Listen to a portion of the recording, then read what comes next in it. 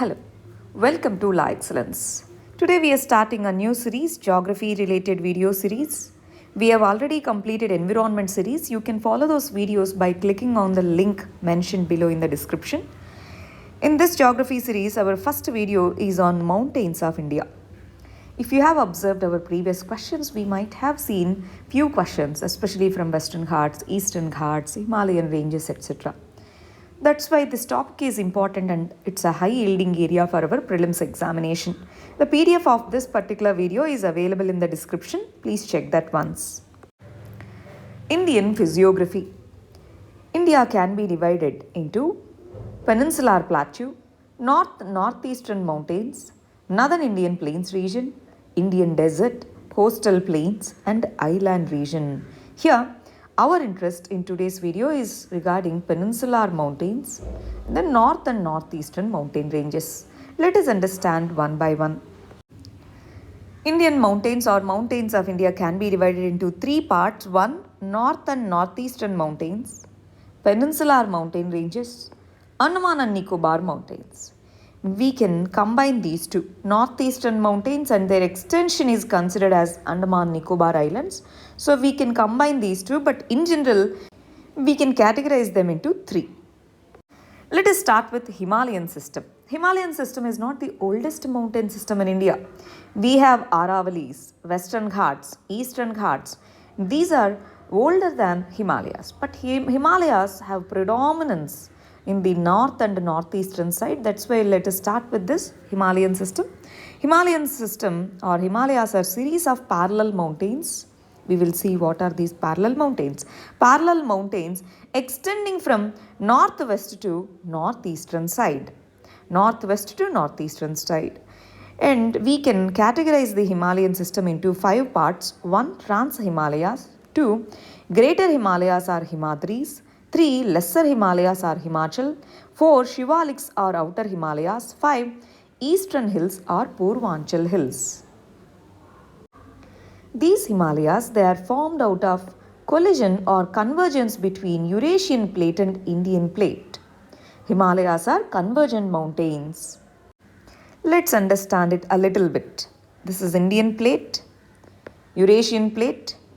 In between we had Tethys Sea. As the continental plate, Indian plate moved towards the Eurasian plate, when they converged, this oceanic crust, it has raised due to the pressure. First it led to formation of plateaus, Tibetan plateau and then Trans-Himalayas and then formed our Himalayan ranges. Three parallel ranges in Himalayas, Greater Himalayas, Lesser Himalayas and Shivaliks, three parallel ranges. Let us understand it a little bit more. Indian landmass moved towards Eurasian landmass. This is the Himalayan range that's formed, Tibetan plateau, continental crust and continental crust. This collision led to formation of Himalayan region. We say it as convergent boundary. Convergent boundary formed Himalayan mountain range system. Let us understand this. Tibetan plateau. Here we have Trans-Himalayas. This one is Greater Himalayas or Himadri. On this side we have Lesser Himalayas or Himachal. This is Outer Himalayan region.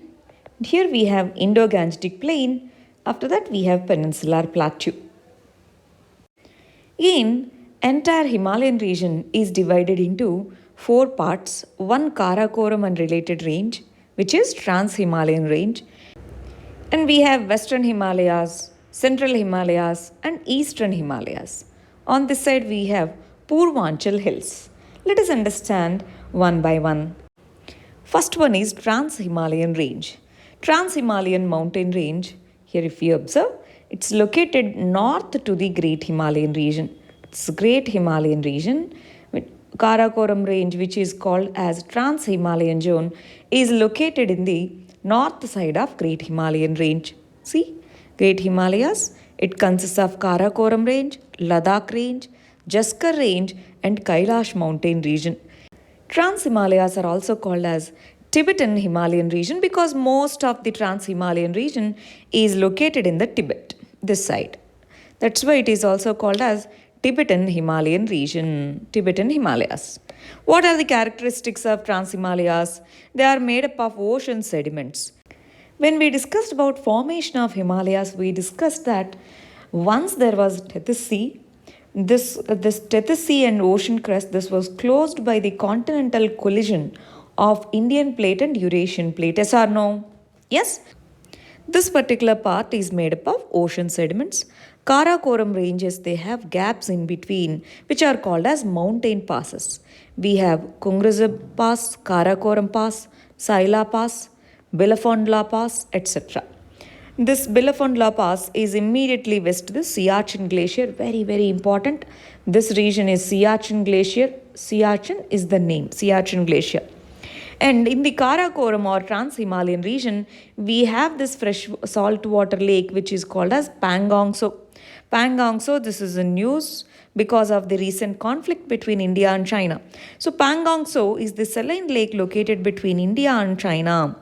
This lake and then Spongur Tso, these two are saltwater lakes situated in Trans-Himalayan region. What is the flora and fauna located in this particular region? The faunal group includes wild sheep, goats, ibex, snow leopard, important snow leopard, black-necked crane, etc. The vegetation include alpine steppe region. Here, if we consider this entire region, especially Ladakh plateau, etc., we consider it as cold desert because as it is located in the leeward side of the greater Himalayas, rainfall is very, very less. That's why it is called as cold desert region. Trans-Himalayas, what are the ranges? This is very important. In the geography series, we are going to understand important rivers of India and important mountain passes. These two are also related to mountain systems because recently, because of this LAC conflict, we have Shyok River, Galwan River, which are located in the Trans-Himalayan region. These are news, yes or no? So, we will understand them later in this series.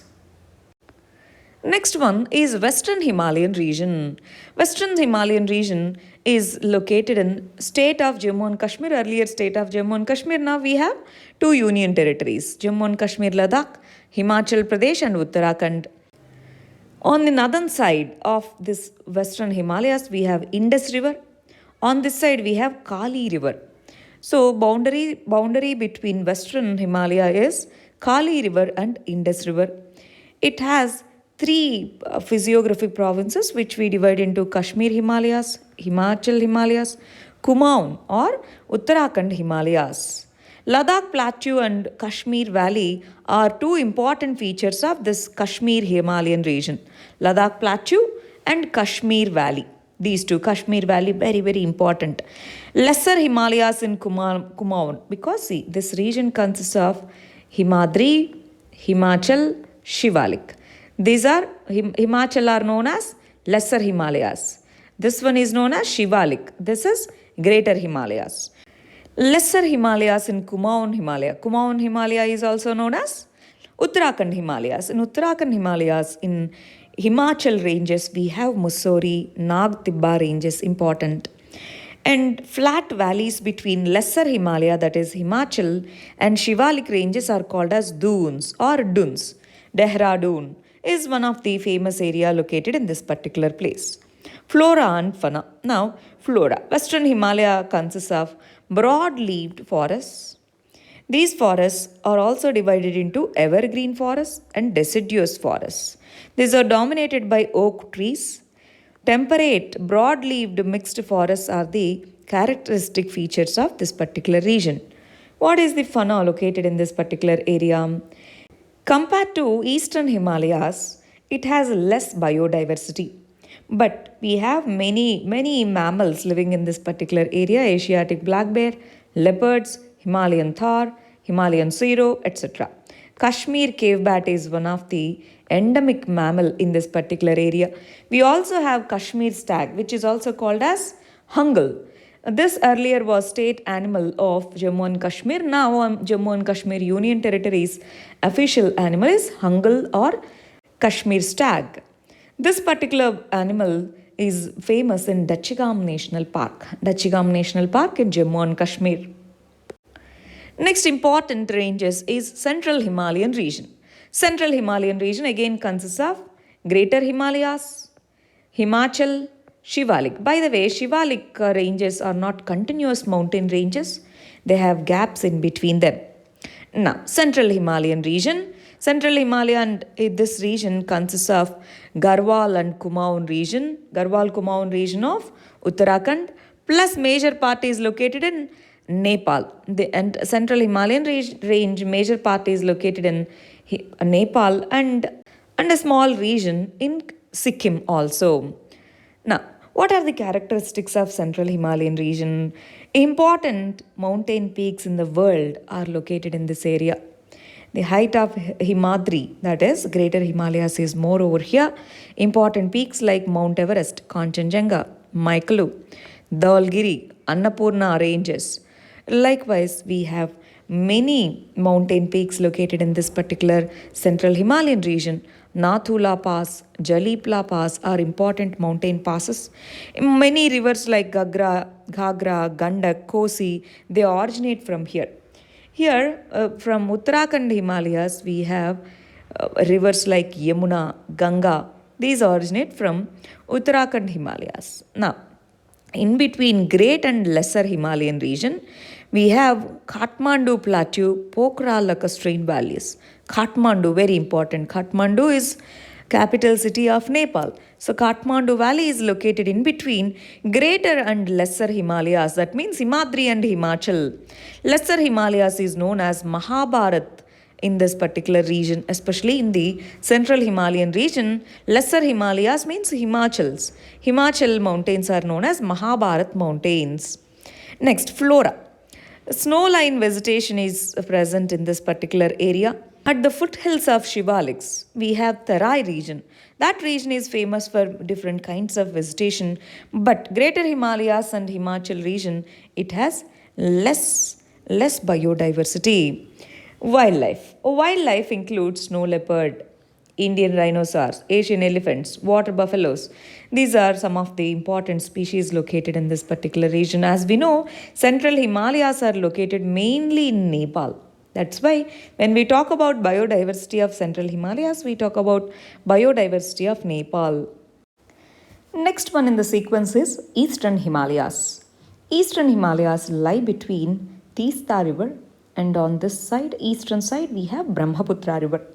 This division of Himalaya is known as Assam Himalayas also. It is primarily located in the state of Arunachal Pradesh and in this country Bhutan. These Himalayas are known as Assam Himalayas.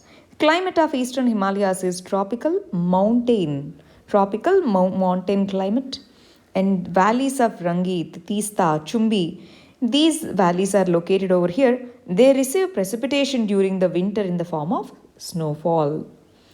What is the flora and fauna of this particular region? Eastern Himalayas consists of broad-leaved forests and they are very famous for rhododendrons, especially Sikkim, Arunachal Pradesh.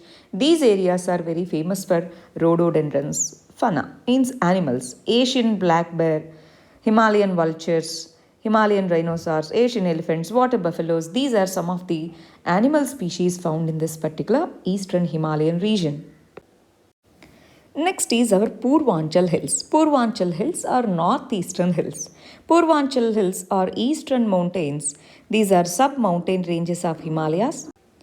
These are located in Nagaland, Manipur, Tripura, Mizoram Hills, Chachar district of Assam, and are part of Arunachal Pradesh.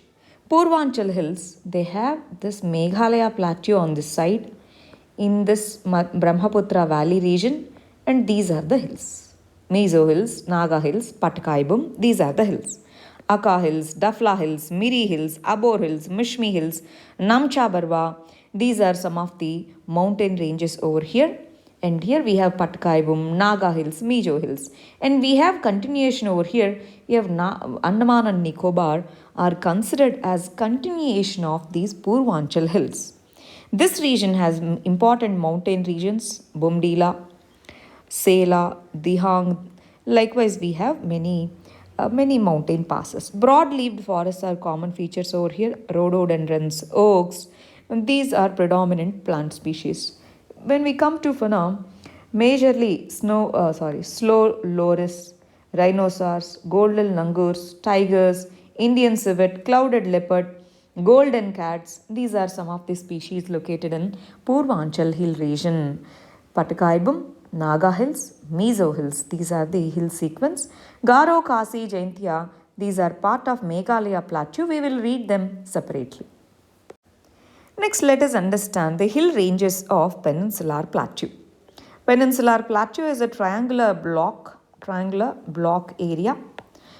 On the eastern side, we have Meghalaya Plateau. On the western side, Marwar Plateau.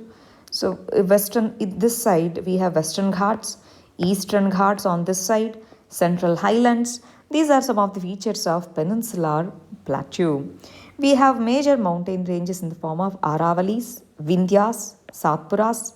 Western Ghats are Sahyadris, Eastern Ghats.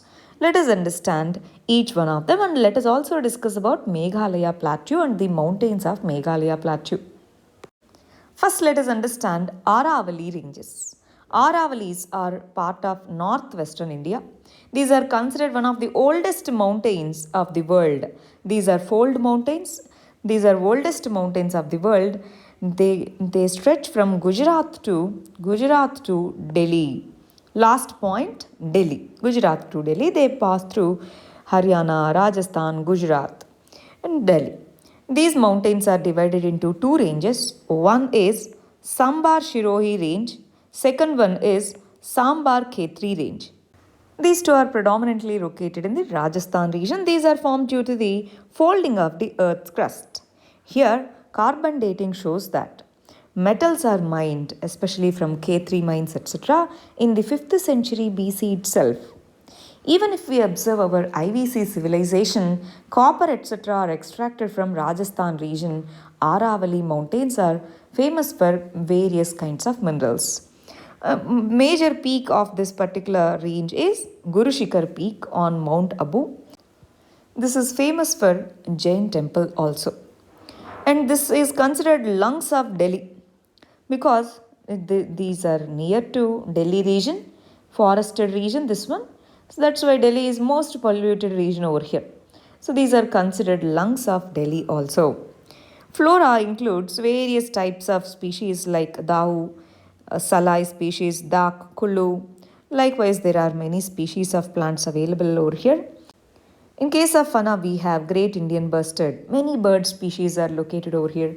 We have jackal species, mongoose, 120 plus bird species. So this is one of the rich biodiverse region. Next important mountain system is Vindhya range. Vindhya range is a broken hill range formed due to the escarpments. Escarpment means whenever there is faulting in the earth's crust, a part goes down. To balance this, to maintain equilibrium, a part moves up. This moved up part is known as escarpment. Vindhya range is formed due to this escarpment, and the valley, Rift Valley, formed due to this is called as Narmada Rift Valley. To the south of Vindhyas, we have Narmada Rift Valley. These are younger than Aravalis and Satpura hills. These are made up of Proterozoic rocks. Many rivers like Chambal, Betwa, Ken, they rise within 30 kilometers of this particular Narmada region. Parijat trees are famous over here. Other than that, we have dry deciduous forests. Major tree species found over here include teak, sal, and bamboo trees. Major animals found over here include bisons, wild buffaloes, spotted deer, black buck, etc. This region consists of all these. Next important mountain chain is Satpura Mountains. They rise in the eastern side of Gujarat and they run parallel to Maharashtra, Madhya Pradesh, and they run towards Chhattisgarh. And they run parallel to Vindhya range. Vindhya ranges are over here, north side. In between Vindhya range and Satpura, we have a river known as Narmada River. Narmada. Satpura means 7 mountains. It's a combination of Satpura mountain range is combination of Satpura hills, Mahadevo hills, Maikala hills. Mahadevo hills lie to the east of Satpura hills. Pachamari, very, very important. Pachamari is the highest point in the Satpura ranges. Dhupgarh is the highest peak in the Pachamari ranges. Pachamari is a hill area. Dhupgarh is the highest peak in Pachamari. And this particular region is source of many rivers, Narmada, Son River, etc. And these rivers, especially Narmada River, it flows towards the west. Son River, it flows like this and meets with Ganga River. To the east of Satpura Hills, we have Amarkantak Plateau. Amarkantak Plateau, this region is famous for many minerals. Anyway, this particular region, Satpura, is famous for tree species like sal trees, teak, tendu, mahua, bale, bamboo, and various types of medicinal plants. Teak, sal, tendu, these are some of the famous plant species over here. Royal Bengal tiger, Barasingha, sloth bear, Chausinga, black buck, these are the species found over here. We have Pachamari National Park also, Pachamari Biosphere Reserve. This particular Pachamari is famous for Barasingha, hard ground Barasingha. For that, this particular region is very famous. Next important mountain ranges include mountains of Meghalaya. Meghalaya region is plateau region. Meghalaya plateau has three parallel mountain ranges: Garo, Khasi, Jaintia. These three hills are named after the tribes living over there. These three hills and the Meghalaya plateau, it has connectivity to Patkai-Bum. Patkai-Bum is located towards the east of these hills. These mountain ranges, they have subtropical forest ecosystem. Central part of this plateau, Meghalaya plateau, comprises of Khasi Hills, and it has the highest elevation. And towards the east, we have Jaintia Hills. Dafla is the tribal group. Daflas constitute 44% of total tribal population. We have Miri Hills, which are part of Lesser Himalayas. Highest point of mountains of Meghalaya is Shillong Peak, Shillong. Nokrek is the highest peak in Garo Hills. Nokrek is famous biosphere reserve region and it's a national park also. It has more than 3000 species of flowering plants. About 18% of total flora is found over these hills. We have broad-leaved forests over here. Animal diversity is also huge. Nokrek, flying squirrels, these are in Nokrek, flying squirrel is the famous species, and then 139 types of mammal species are found over here. Western Ghats. Western Ghats forms the westernmost boundary of peninsular plateau, especially coastal region. This is a continuous chain of mountains. They locate from Gujarat to Kanyakumari, that is Tamil Nadu. These are called with different names. Sahyadris in Maharashtra, Nilgiris in Kerala and Karnataka region. So likewise, there are many names. It's in the western boundary of Deccan Tableland. It starts from south of Tapi River.